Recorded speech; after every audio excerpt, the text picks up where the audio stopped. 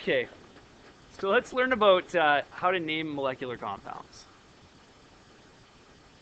Naming molecular compounds.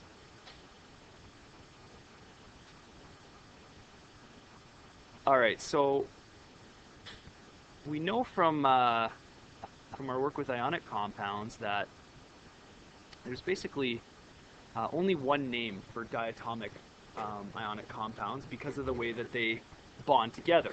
For instance, as an example, NaCl will always be a 1-to-1 ratio. So we can just say sodium chloride. There's no such thing as Na2Cl, that doesn't exist, or anything like this. It just does not happen. Okay. However, if we start looking at molecules, we'll start to find something kind of interesting. All right. With molecules, we often find, it's not an O, we often find that two elements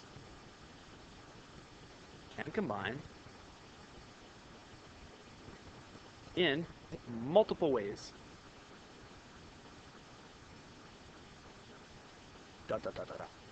Okay, so as an example, I want to use nitrogen. Okay, so you can find many different nitrogen oxide compounds. So you might find NO exists. You might find that NO2 exists, and you might find that N2O5 exists. So all of these things are out there. All right. Now, with the stock system, right, we only had to worry about one or two different combinations when we were talking about metals. Now we're not talking about metals anymore. We're talking about molecular bonds, molecular compounds that join together in many different ways. So you can see the problem. If we try to use the old naming system, we just say nitrogen oxide, no one's going to know which ones you're talking about, right? So what you do is you come up with a new naming convention that actually acknowledges all these different values, okay? So the first part of this is how to name. Okay, so how to name. Okay, well, what you're going to do is you're going to use numerical prefixes on the second element. Oh, by the way, something to notice, just as a little aside here, and I'll just put it into green. Note, elements are always written from left to right on the periodic table in compounds.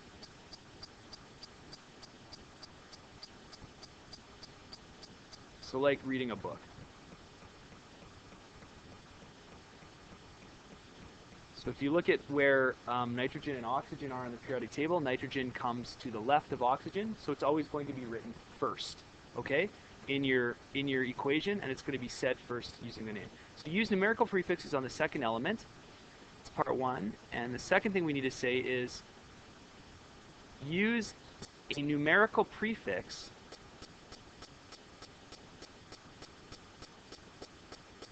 on first element if necessary. If it's anything other than one. Okay, and right now that probably doesn't make a whole lot of sense. So let's go to our examples and let's see how we would name them. It's an okay pace. You guys are keeping up? No problem? Okay. Let's go with NO.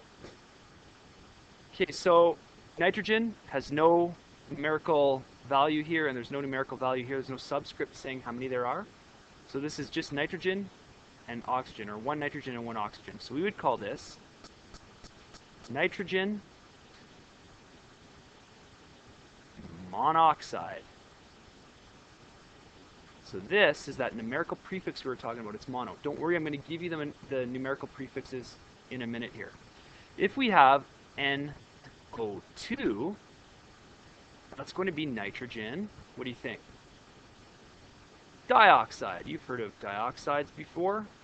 Nitrogen dioxide. Last but not least, N2O5. This now is something other than 1. So we need to use a numerical prefix on it now, and this is now dinitrogen pent oxide. Okay?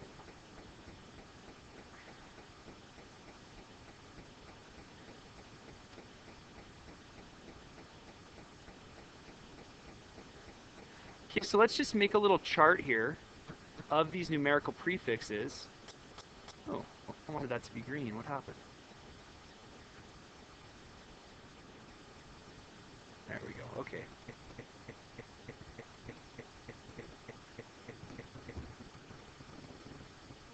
Okay, let's write the numerical prefixes. I want you to be on 10. Numerical prefixes. Okay. I'm pretty sure, but I'm not 100% sure, that these come from Latin, because you do find them in other places. So, for 1, prefix for something that there's only one of is mono.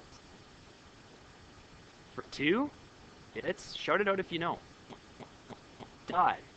For 3, it's tri. For 4, not quad. Can't remember right now. Oh yeah, tetra. For a second there I was like, I can't remember what it is. For 5, it's penta. For 6, it's 6. What's a 6-sided figure called? Hexagon. Hexa. For 7, this one's a little trickier, don't see it often. Hepta. 8,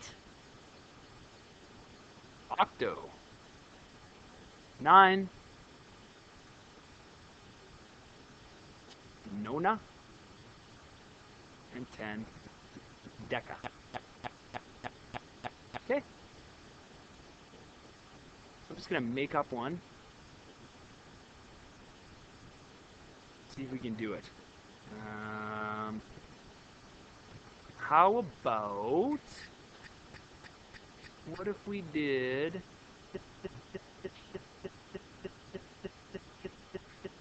this? What name does that get?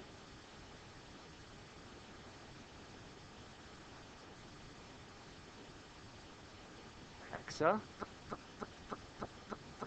For hexafluoride. Excellent. Good. What about this? Just helium. What about this? It's a bit tricky. What about this one? Yep. You can just call it chlorine. Sometimes people might, for whatever reason, I don't hear this often, but I have heard it, just call it dichloride. I'm trying to think if there's any other things people might call it. I think that's probably it. Chlorine or dichloride. Or actually, sometimes you just hear it called chlorine gas as well. Okay, so there you go. That's essentially naming. Let's try just one more here before we're done. What if we did... I'm just going to make one up. I don't actually think this really exists, but let's see if we put that out there. What would that be called? Careful. Phosphorus. Octoxide. That's a funny one. I don't know if there's such a thing as an octoxide. We'll throw it out there. How about this one? Okay, again, I don't know if these actually exist. I just want to practice with the naming. I'll give you a whole bunch that actually do exist for practice. But what about, what if I did I don't know. How about that one? Try that one.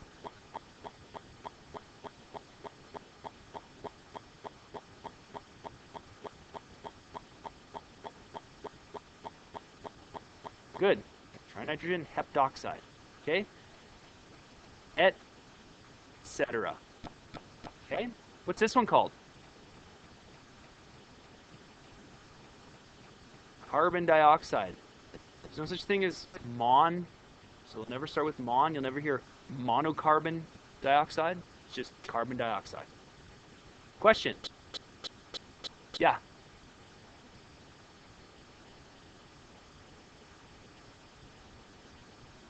Okay. Well, when you remember, just ask. Yeah. Yep. Yes. Yes. So the question is, what happens here? You always prefix the second, okay? So this is carbon monoxide. Okay? So the second always gets a prefix no matter what, even if there's only one of them. Okay? Now, you have to be kind of careful here because we essentially have like two separate naming systems for two different kinds of compounds, and it can be very easy to accidentally mix up between them. So I'll try to. Question. Yes.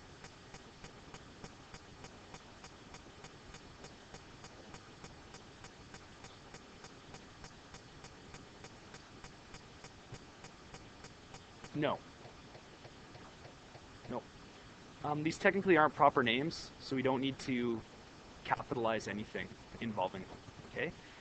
One more thing to note is they all end in "ide," just like with ionic compounds, they end in "ide." Okay. So let's write out a few here. What if you have, we'll do this, we'll do this, and we'll do,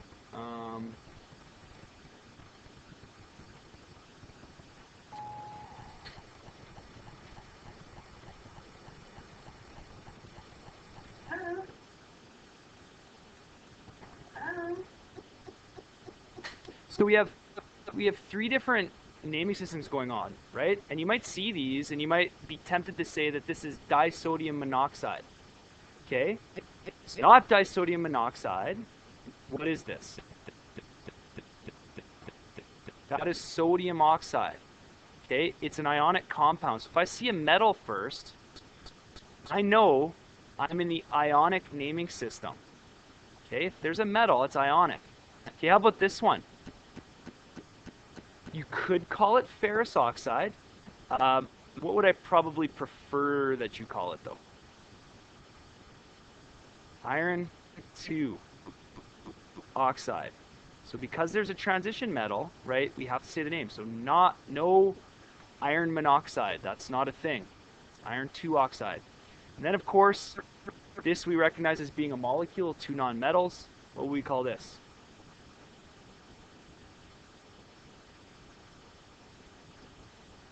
Nitrogen tribromide. Okay? And it gets a tri because it's a molecule.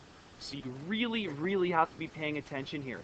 You have to do a worksheet or something that has all different kinds mixed together.